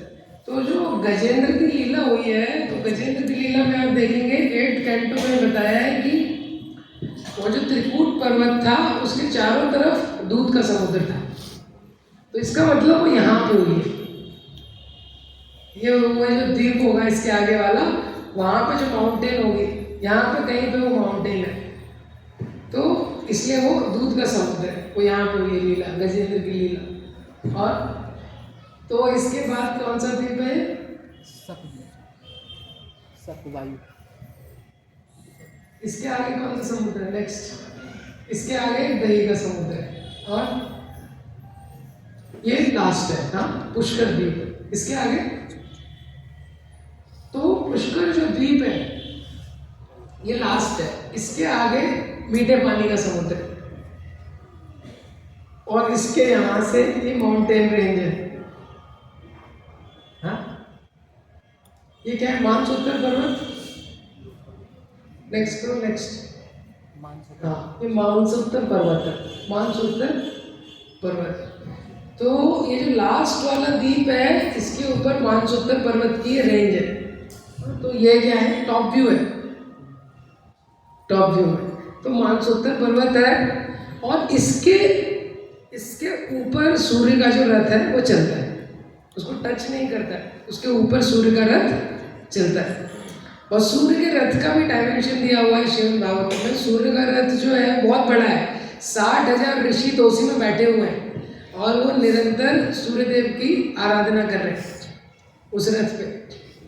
ये और जो उनका सारथी है वो जनरली ड्राइवर आगे देख के चलाता है, पर उनका ड्राइवर सूर्यदेव से इतना आकर्षित है वो उनकी तरफ ही देख के चलाता है। वो सूर्य को ही देखते रहता है। और सूर्यदेव के रथ की स्पीड भी बहुत ज़्यादा है। हाँ, बहुत तेजी से, कितना उसमें लिखा हुआ है, कितने lakhs of miles per second, इतनी तेजी से सूर्यदेव का जो सारथी है आरूणी वो रथ चला रहा है। और सूर्यदेव को देख के आज तक एक्सीडेंट नहीं हुआ, कोई एक्सीडेंट कुछ नहीं हुआ। तो ये मानसरोवर पर्वत के ऊपर है। इसके ऊपर ये देवताओं के 4 रिजॉर्ट प्लेसेस हैं। हाँ, विभावरी जैसे लिखा है। ये किसका रेसिडेंस है? Moon God. ऐसे ही 4 रेसिडेंट है, एक वरुण का है। तो ये क्या है? रिजॉर्ट्स है जहाँ पे वो लोग एंजॉय करने आते हैं। आगे ये मीठे पानी का समुद्र है, लास्ट वाला। इसके आगे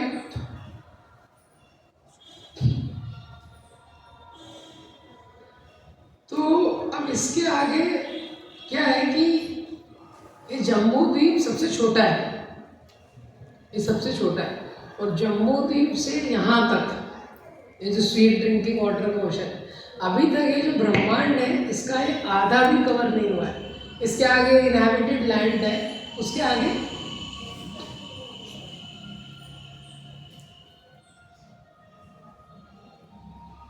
गोल्डन लैंड। ये गोल्डन लैंड है। उसके आगे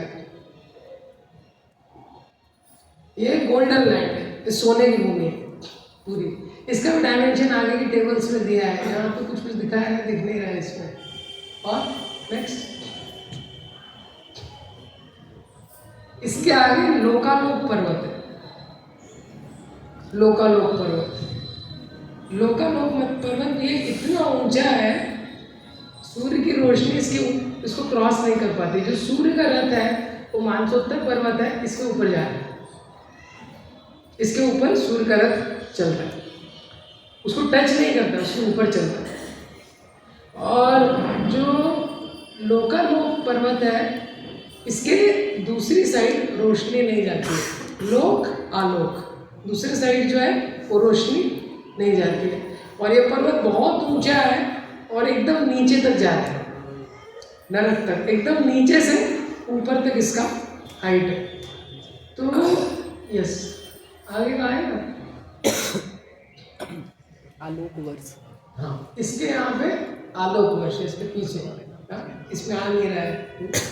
तो ये जो यहाँ से लेके यहाँ तक का डायमेंशन है, यहाँ तक का, ये भी आधा भी नहीं है, ये लैंड का बहुत डायमेंशन है आगे। ये जो 7 द्वीप है इसके आगे बहुत कुछ है, 7 द्वीप है, उसके बाद है स्वीट ड्रिंकिंग वाटर का समुद्र है, फिर ये इनहैबिटेड लैंड है, गोल्डन लैंड है, उसके बाद लोकालोक पर्वत है, इसके पीछे बहुत सारा भूमि है जो खाली है, घनोदक बोलते हैं जिसको, जो फ्रोजन बर्फ है। तो जो व्यक्ति जो नरक में पाप करते हैं वो नरक आगे आएगा। तो नरक में जिसको सफिशिएंट पनिशमेंट नहीं मिला है, ऐसा यमदूतों को लगता है या यमराज को लगता है कि इसको अच्छे से पनिशमेंट नहीं मिला है, तो उसके बाद यहाँ डाल देते हैं, क्योंकि वहाँ कोई सनलाइट नहीं है, बर्फ जमा हुआ है पूरा, तो कई कई वर्षों तक, जन्मों तक वो वहाँ रहता है। Yes, next. ये सबका डायमेंशन दिया हुआ है।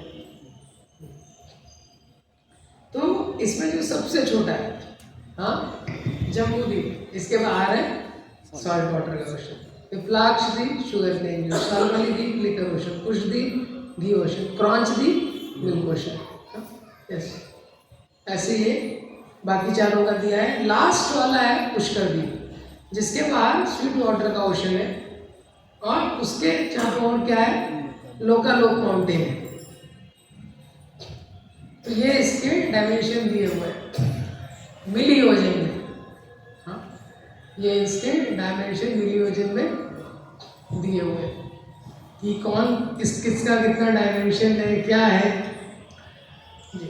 तो अभी हम लोग केवल देखेंगे जम्बूद्वीप का। तो जम्बूद्वीप में 9 वर्ष है, 9 माउंटेन है, उसमें से एक भारतवर्ष, ये एक भारतवर्ष है। 9 वर्ष, वर्ष मतलब 2 पहाड़ों के बीच का जो भाग रहता है वो क्या है, वर्ष है। तो 9 वर्ष है, उसमें से एक भारतवर्ष है, बाकी 8 और है वो हेवनली है, भौम स्वर्ग, भूमि पे जो स्वर्ग है, ऐसा। नेक्स्ट।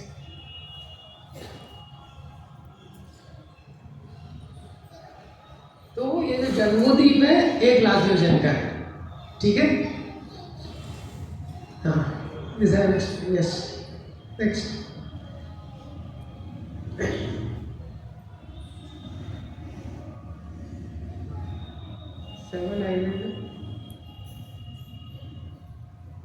तो जम्बूद्वीप में 9 वर्ष है, 9 वर्ष है, सब 9000 योजन्स। हाँ, तो 9 वर्ष है मतलब 8 माउंटेन सेपरेट करने के लिए, वर्ष मतलब 2 माउंटेन रहना चाहिए उसके बीच में। यस, तो ये जो वर्ष है जम्बूद्वीप के एकदम सेंटर में ईलावर्त वर्ष है, ईलावर्त वर्ष, यहाँ पे शिवलिंग रहते हैं। और ये मेरु पर्वत है, सुमेरु पर्वत। तो ये सुमेरु पर्वत है, ये भी 1 लाख योजन का है। इसका डायमेंशन ये 1 लाख योजन का है, 84,000 ये ऊपर है भूमंडल के, बाकी उसमें नीचे धंसा हुआ है ये, ऐसा है, ये इसका डायमेंशन है। तो ऐसा जम्बूद्वीप है जो कि हमने देखा था, 7 द्वीप है, उसके बाद लोकालोक पर्वत है, उसके बाद आलोक वर्ष है, वो सब है। तो 7 द्वीपों में सबसे छोटा जो द्वीप है वो जम्बूद्वीप। तो जम्बूद्वीप में बीच में मेरु पर्वत है। ये मेरु पर्वत का डायमेंशन है। हमारी पृथ्वी बहुत इनसिग्निफिकेंट है, अभी पृथ्वी का तो डिस्कशन ही नहीं। पृथ्वी मेरु पर्वत, त्रिकूट पर्वत जो है 8 कैंटों में, वो भी पृथ्वी से बड़ा है। ये तो अर्थ बहुत इनसिग्निफिकेंट है, इसका 1 लाख योजन है। तो यस, ऐसे ही जम्बूद्वीप पे वर्ष आगे। तो ये इसका टॉप व्यू है।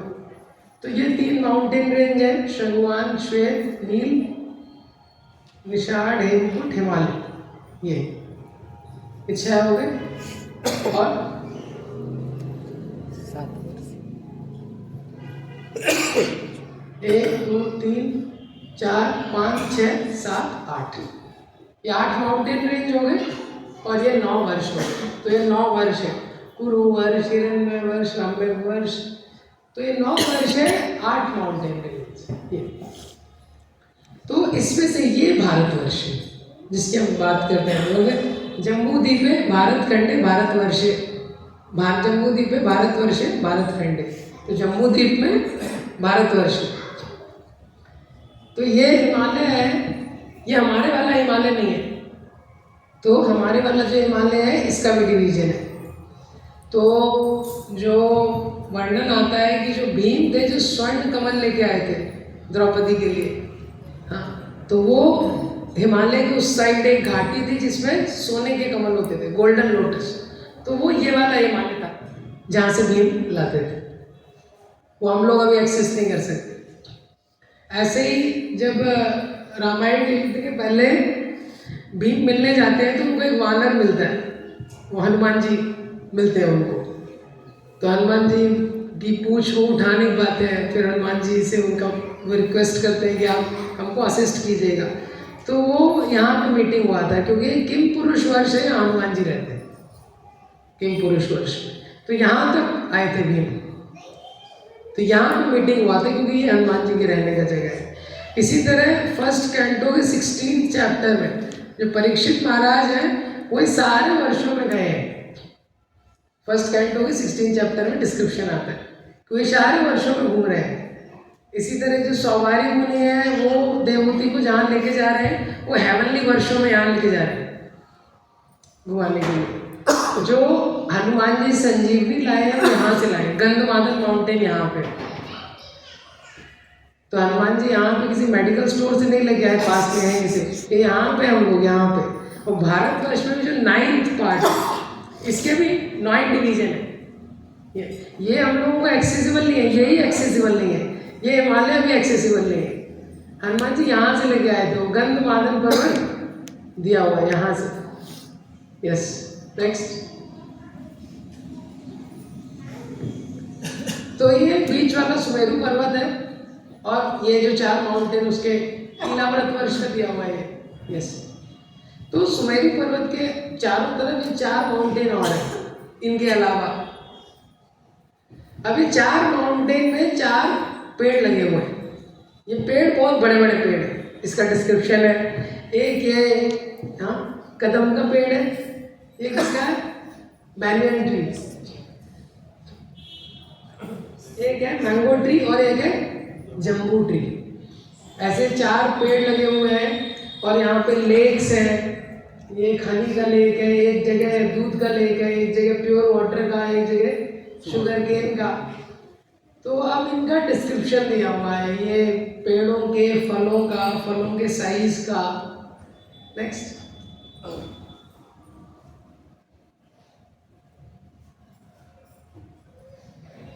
तो इसका डिस्क्रिप्शन दिया है, जब ये जम्बू ट्री है इससे जम्बू का फल नीचे गिरता है। इसी तरह जो मैंगो ट्री है इससे मैंगो का फल नीचे गिरता है। ये बहुत बड़े साइज का है, पहाड़ों के साइज का है। तो ये नीचे गिरता है तो मैंगो की नदी, मैंगो जूस की रिवर्स नदी बन जाती है, उससे जूस गिरता है।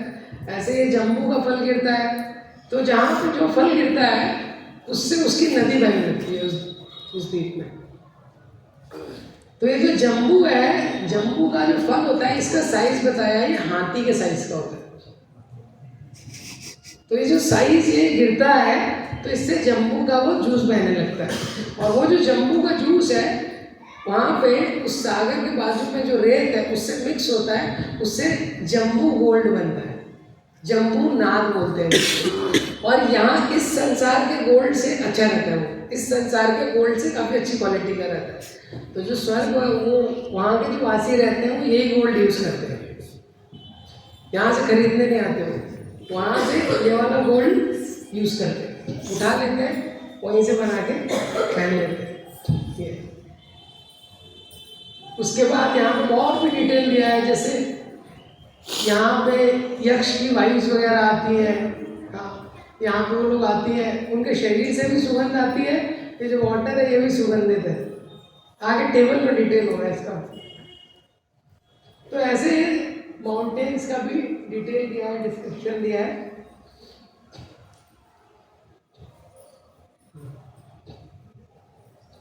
इनके कैरेक्टरिस्टिक्स दिए हैं। तो ये माउंटेन में ये जो हेवनली वर्ष है, इसमें जो लोग रहते हैं 10,000 वर्ष तक रहते हैं। देवताओं की तरह है, 10,000 हाथियों का इसमें शक्ति होता है, कभी ये लोग बूढ़े नहीं होते हैं। ये तो बहुत ये सारा डिटेल इसमें दिया हुआ है। फिफ्थ कैंटो में आप लोग पढ़ सकते हैं इसको। बेसिकली क्या है कि ये बताया गया है कि ये जितने हेवनली वर्ष है इसमें मटेरियली कोई दुख नहीं, कोई बीमारी नहीं होती किसी को, कोई प्रॉब्लम नहीं होती, इंजॉयमेंट में कोई रिस्ट्रिक्शन नहीं है वहाँ। ये भौम स्वर्ग है, स्वर्ग की तरह ये भूमंडल में। यस, ये उसके कुछ और डिटेल भी है, हाँ, जो उस पर दिया था, बहुत डिटेल में दिया है कि अगर वास्तव में किसी को इंद्रिय तृप्ति भी करनी है तो ये जगह गलत है, क्योंकि इंद्रिय तृप्ति के लिए ये जगह नहीं बनी है, यहाँ पे वो कर नहीं पाता अच्छे से, तो उसको ऊपर जाना चाहिए। तो अगर थोड़ा पुण्य करेगा, ऊपर जाएगा, तो वो सही जगह है, ये डिटेल बताया गया। तो वहाँ पे अच्छे से एंजॉय कर सकता है, कोई प्रॉब्लम नहीं, कोई बीमारी नहीं, ऐसा। यस, और ये सारी जगह भगवान के भी कुछ कुछ इनकारनेशंस हैं जो रहते हैं, उनका वास है। जैसे नरसिंह देव हर जगह की कुछ प्रिसाइडिंग डीटी है। तो ये वाला जो वर्ष है हरि वर्ष, जैसे किम पुरुष वर्ष है, यहाँ हनुमान जी रहते हैं, राम जी प्रिसाइडिंग डीटी है, यहाँ पे नरसिंह देव प्रिसाइडिंग डीटी है, यहाँ पे प्रहलाद जी रहते हैं, यहाँ पे शिव जी रहते हैं। यहाँ पे कोई पुरुष प्रवेश नहीं कर सकता, यहाँ पुरुष केवल शिव जी। ऐसे बाकी लोगों का डिटेल है, प्रिसाइडिंग डिटी रहते हैं, और वहाँ पे जो लोग हैं उनका है जो वर्शिप करते हैं, जैसे यहाँ प्रहलाद है, यहाँ हनुमान जी रहते हैं, और ये नर नारायण ऋषि भारतवर्ष। यस,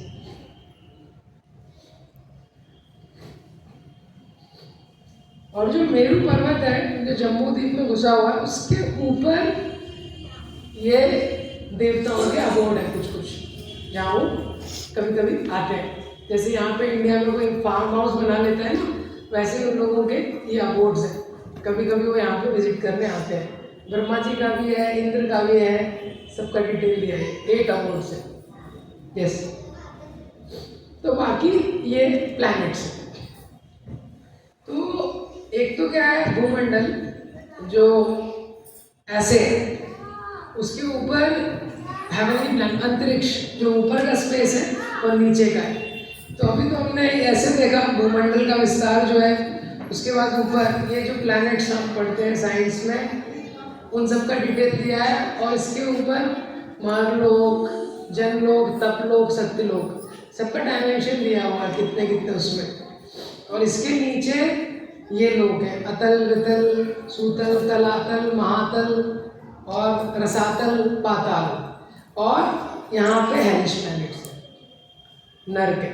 तो जैसे ये हॉल है, इस प्रकार के क्यूब रहते हैं नीचे, हाँ, पृथ्वी के नीचे इस प्रकार के क्यूब हैं, वहाँ पे अलग अलग दैत्य लोग रहते हैं, और वो भी दुखी नहीं है। जो दैत्य लोग हैं वहाँ भी टेक्नोलॉजी बहुत एडवांस है, और वहाँ भी बहुत प्लेजर है, मटेरियली वो लोग भी बहुत इंजॉयमेंट में है। अंतर कितना है, सब लोग ये शास्त्रों का पालन नहीं करते हैं, लेकिन इंजॉयमेंट है।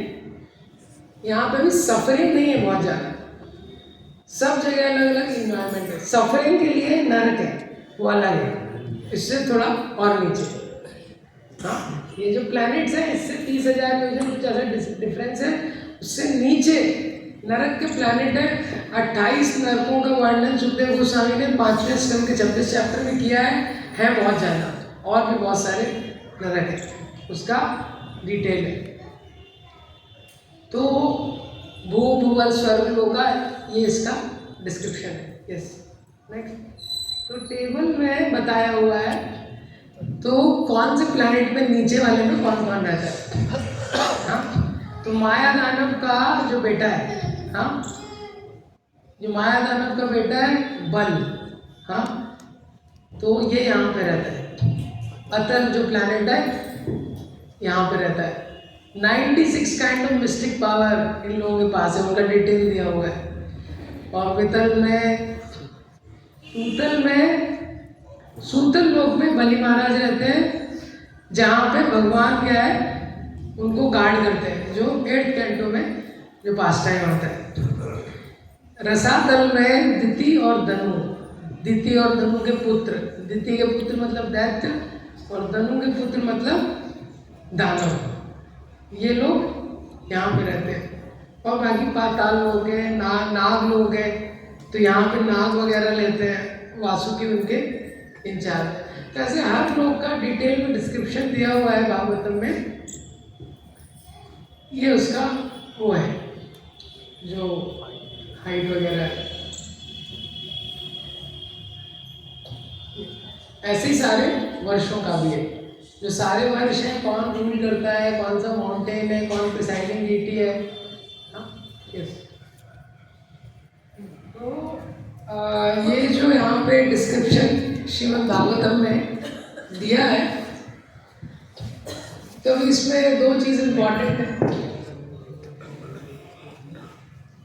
भारतवर्ष में तो जो ब्रह्मांड है, तो ब्रह्मांड के कंपैरिजन में ये क्यों बताया सुखदेव गोस्वामी ने, क्योंकि परीक्षित महाराज के पास तो 7 ही दिन है और ये ऑलरेडी इतना टेक्निकल है। अभी तो कितने शॉर्ट में हमने देखा कितना टेक्निकल ये चीज़ है ये। तो अभी पॉइंट क्या है कि जो जम्बू द्वीप है वो सबसे छोटा द्वीप है। वो जम्बू द्वीप में 9 वर्ष है, वो वाला खुलू, सबसे पहला वाला खुलू। वो जम्बू द्वीप में 9 वर्ष है, और 9 वर्ष में से एक क्या है, यही रहे। तो जम्बू द्वीप में 9 वर्ष है, उसमें से एक ललित द्वीप, उसमें से एक भारतवर्ष है। ये सबसे छोटा द्वीप है जम्बू द्वीप, उसमें से एक भारतवर्ष है। भारतवर्ष के भी 9 हिस्से, उसमें से एक भारत खंड है। अभी हम जिसको पृथ्वी बोलते हैं वो केवल यहाँ पे, जिसको हम पृथ्वी बोलते हैं। तो ब्रह्मांड के कंपैरिजन में बहुत इनसिग्निफिकेंट है। यहीं पे इजराइल और पैलेस्टीन में झगड़ा चल रहा है, यहीं इंडिया पाकिस्तान में झगड़ा चल रहा है, और यहीं पे हर घर में झगड़ा चल रहा है। ये किसी के अंदर ये जो सबसे छोटा वाला है। तो परीक्षित महाराज ने एक्सप्लेन किया है, सुखदेव गोस्वामी एक्सप्लेन कर रहे हैं कि एक्चुअली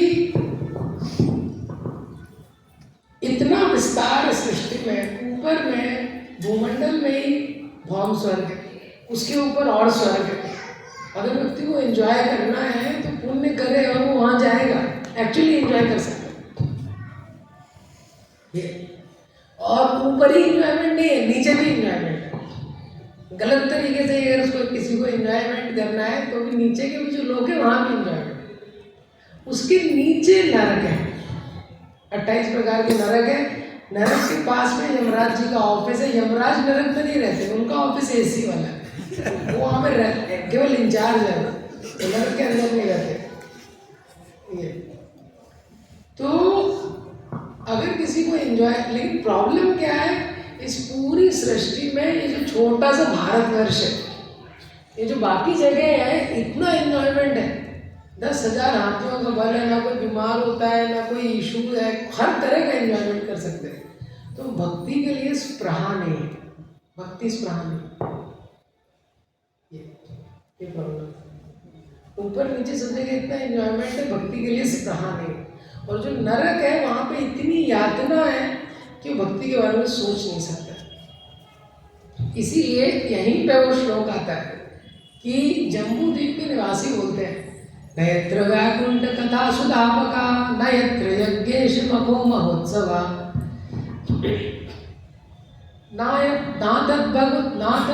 भागवतस्तदाश्रया सुरेश लोको अपि ससेव्यताम।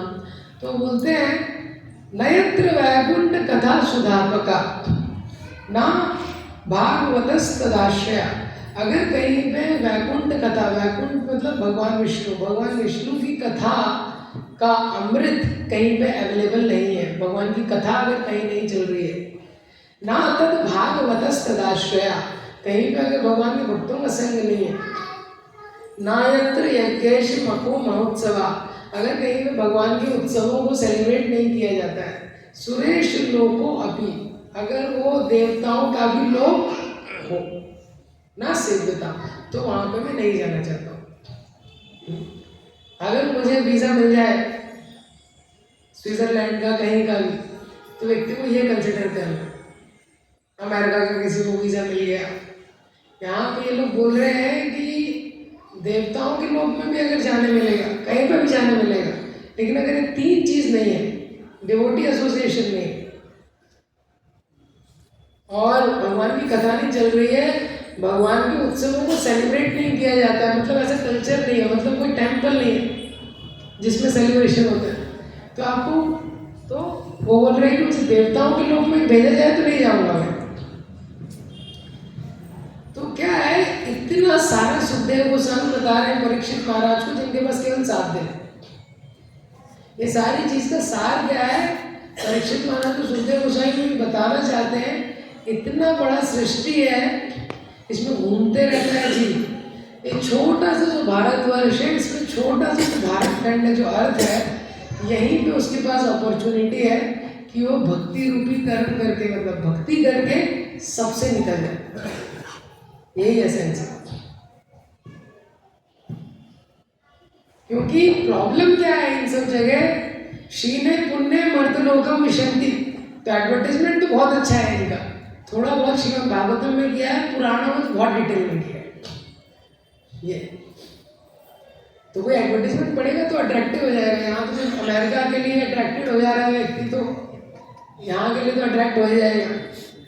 तो एडवर्टाइजमेंट बहुत अच्छा है, उसके लिए बहुत अच्छा है। 10,000 साल, लेकिन 10,000 साल की बात क्या होगा वो नहीं लिखा है, वो भागवतम में लिखा है। इसलिए भगवान अर्जुन को बोलते हैं, तेतम भुक्त्वा स्वर्ग लोकम विशालम शीने पुण्य मर्द लोकम विशंति। जैसे ही पुण्य खत्म होगा नीचे आ जाएगा। कोई बोलेगा लेकिन समय बहुत है, 10,000 वर्ष तो बहुत है। प्रॉब्लम क्या है कि जब हम व्यक्ति इंद्रिय तृप्ति करता है तो करोड़ों वर्ष कैसे बीत जाते हैं पता नहीं चलता। 10,000 वर्ष तो कुछ नहीं। टाइम क्या है, रिलेटिव रहता है। जो व्यक्ति आईसीयू में रहता है उसको लगता है घड़ी रुक गई है, जैसे जब क्लास में रहता है तो लगता है घड़ी रुक गई है ये। लेकिन वही व्यक्ति टाइम में रिलेटिव रहता है, एंजॉयमेंट करता है, टाइम फ्लाइज अवे, तो टाइम चला जाता है, तो पता नहीं चल रहा है उसको 10,000 वर्ष कैसे निकल गए। अब लेकिन माँ से जैसे नीचे आता है, हाँ वो भी डिटेल दिया है। फिर जब किसी माँ के गर्भ में आता है तो 1-1 सेकंड उसको पता चलता है। तो इतना बड़ा ब्रह्मांड है और उसमें हम लोग बहुत इनसिग्निफिकेंट है। ये है कौमार आचरित प्रज्ञो धर्मान भागवता ना किया। इसीलिए बोला है इतना सब में घूमने के बाद, सारा एंजॉयमेंट करने के बाद हमें हमको भारतवर्ष में जन्म मिला है, जिसके लिए देवता भी लाइन में लगे रहते हैं। भारतवर्ष, भारतखंड इतना है और उसमें छोटा सा जीवन है। तो इसमें बेस्ट चीज क्या कर सकता है व्यक्ति? भक्ति। ये क्योंकि यहाँ पर ट्रीटमेंट चल रहा है, यहाँ पर ऑलरेडी दुख बहुत ज़्यादा है। इसमें एंजॉयमेंट करने की कोशिश करेगा, एंजॉय कर नहीं पाएगा, एंजॉय करने की जगह है। तो इसीलिए यहाँ पे बताया गया है कि इतने सारे कॉम्प्लिकेशंस को व्यक्ति अवॉइड कर सकता है। तो सुखदेव गोस्वामी बता रहे हैं इतना विस्तार है, ऊपर नीचे इतना डिटेल है सृष्टि में। तो अगर कभी, इसलिए 15 चैप्टर जो भगवत गीता है उसमें बताते हैं ऊर्ध्वमूलम मधा शाखम अश्वत्थम प्राहुरव्ययम्। ये जो पेड़ है इसकी शाखाएं नीचे हैं, जड़ ऊपर है, और जीव एक से दूसरी शाखा में घूम रहा है। उसको लग रहा है वहां सुख मिलेगा, वहां सुख मिलेगा, लेकिन सुख ढूंढने की उसकी जो प्रतिस्पर्धा है वो कभी खत्म नहीं हो सकती, क्योंकि इसका डायमेंशन देखिए कितना है, कहाँ तक आदमी घूमेगा। ये तो कभी कोई व्यक्ति सोचे कि मैं सारा सुख भोग लूँ उसके बाद में रिनाउंस कर दूंगा, वो टाइम ही नहीं आएगा उसको। तो इतने सारे जगह वो घूमता है, थोड़े से समय के लिए वो आता है भारतवर्ष में, भारतखंड में, और यहाँ उसको वो बोनस कार्ड दे दिया कि भाई तुम यहाँ से भक्ति करके निकल सकते हो, और यहाँ थोड़ा स्टार प्लस और सिटी भी देख लेता है, वापस फिर ऊपर नीचे। तथा कामा शेरो जीवो ऊंचा वाचा पद भ्रमण। तो ये जो कामना है जीव की कि मैं भौतिक भोग चाहता हूँ, तथा कामा शया जीवो ऊंचा वाचा पद भ्रमण, ऊपर नीचे घूमते रहता है, ऊपरी अधो व मध्य व, कभी ऊपर के लोगों में घूम रहा है, कभी बीच के लोगों में घूम रहा है, कभी नीचे के लोगों में घूम रहा है, और इधर उधर कुछ गलती कर देता है, नरक वरक भी विजिट कर लेता है। ये सब में अपॉर्चुनिटी केवल यहाँ पे, जब वो भारतवर्ष में आता है 30-40 साल की आयु है उसकी, जो जिस पर वो कुछ कर सकता है, तो यहाँ पे तो इसीलिए सुखदेव गोस्वामी ऐसे उसको कंक्लूड करके बताते हैं। ग्रंथराज श्रीमद् भागवतम की जय, श्रील प्रभुपाद की। तो 9:20 हो गया, 11:15 पे नेक्स्ट स्टार्ट करेंगे। उसमें तो गोवर्धन परिक्रमा के बारे में शॉर्ट में बताऊंगा। वैसे तो महाराज बताते हैं सब कुछ में, पहले वृंदावन में महाराज यात्रा लेके आते थे, तो गोवर्धन जिस दिन हम लोग जाते थे वैसे भी उसके एक दिन पहले गोवर्धन पर क्लास होती थी। और महाराज तो इतने समय यहाँ पे रहे हैं ऑलरेडी, उनके अलग ही स्तर पे। तो महाराज गोवर्धन, तो महाराज ने पहले मानसिक गोवर्धन परिक्रमा इम्पॉर्टेंट है, माइंड से, और फिर अगले दिन हम लोग जाते थे। तो गोवर्धन परिक्रमा को शॉर्ट में डिस्कस करेंगे, गोवर्धन का जो है। और जो लोग गोवर्धन नहीं जाना चाहते हैं, अगर कोई किसी को, तो वैसे तो परिक्रमा 3 तरीके से कर सकते हैं। कुछ लोग पूरा परिक्रमा कर सकते हैं पैदल, और बाकी लोग भी परिक्रमा स्टार्ट कीजिए। अगर आपको लगता है कहीं थक जाते हैं तो वो चलते रहते हैं रिक्शे, तो उसमें आप बैठ सकते हैं, वो भी अच्छा है। जितना भी कीजिए प्रेम से कीजिए, हाँ, भक्ति भाव से जितना भी हम कर सकते हैं। ये मैराथन नहीं है 21 किलोमीटर का कि कंप्लीट करना है, वो करना है। जैसे वर्शिप होती है, पूजा का एक अंग है जो गोवर्धन परिक्रमा है, बहुत सेक्रेड है, सारे आचार्यों की साधना का एक इंटीग्रल पार्ट है। तो भक्ति पूर्वक प्रार्थना करते हुए तो पूरा भी कर सकते हैं, बीच में बैठना है वैसे, या तो ई रिक्शा वगैरह से भी कर सकते हैं। मेजर प्लेसेस पे आपको वो रोक के वो बता देंगे, वहाँ पर रुक के दर्शन करके ऐसा कर सकते हैं। कुछ लोग हैं राधा कुंड की भी कर सकते हैं, राधा कुंड की शॉर्ट परिक्रमा कर सकते हैं। राधा कुंड की परिक्रमा है, ये उसकी परिक्रमा कर सकते हैं, नहीं तो और फिर राधा कुंड में जप कर सकते हैं। और राधा कुंड के बाजू में ही वो गिरिराज जीवा का मंदिर है, गोवर्धन की जीवा का, उसकी 7 परिक्रमाएं जो है वो भी गोवर्धन परिक्रमा के इक्वल है। तो हर कोई गोवर्धन परिक्रमा बेसिकली कर सकता है, अलग अलग मोड्स में। तो आप लोग डिसाइड कर सकते हैं ये। और किसी का और कुछ अगर प्लान है तो बता दीजिएगा। वीरेंद्र है ना, वीरेंद्र, आकाशपुर, रविपुर, इनमें से किसी को, तो उनके लिए यहाँ पे अरेंजमेंट करेंगे। ग्रंथराज श्रीमद् भागवतम की जय, श्री प्रभुपाद की।